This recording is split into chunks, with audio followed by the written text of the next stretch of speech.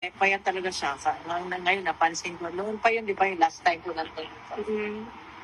Kasi, remember ko nung Thursday ako pumunta.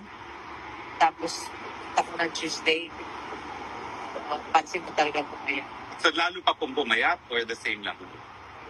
Payat pa. Yung buto niya dito, lumalim. Lumalim ang buto. Pero yung pagpayat niya, ma'am, hindi naman nagsasag yung face. Or, Wala. Ano Okay. talaga, maliit talaga yung face niya na, ano, di ba? Hindi na talaga yung, hindi naman siya cheeky na. Wala. Hindi yan totoo. Dito Sabi niya. sa mga Dito niya, malalim. Dito, kita yung ano niya, buto niya. Yun, tapos,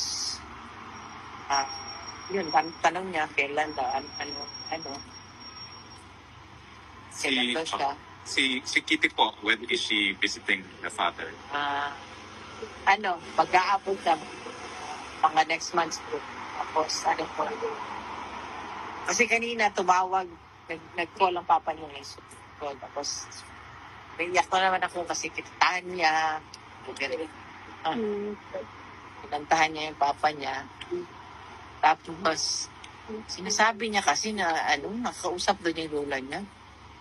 Tanong sa akin ng papa niya, okay ba daw dito?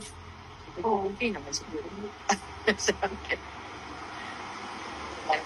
Sabi ko baka out of yung inspiration or what. Pero, awa ng Panginoon, okay siguro siya. Meron ba siyang mensahe sa aming mga nagsusuporta sa kanya? Siyempre, papasalamat siya. Alam niya nandiyan kayo. Alam niya na pinagdarasal niyo siya. Dasal lang tayo. Sinabihan ko saan. Yun lang yung portion na narinig ko na tama ba yun na sabi ni Gibby na sinabihan niya miskin na siya na mag-isa, sinabihan niya ICC.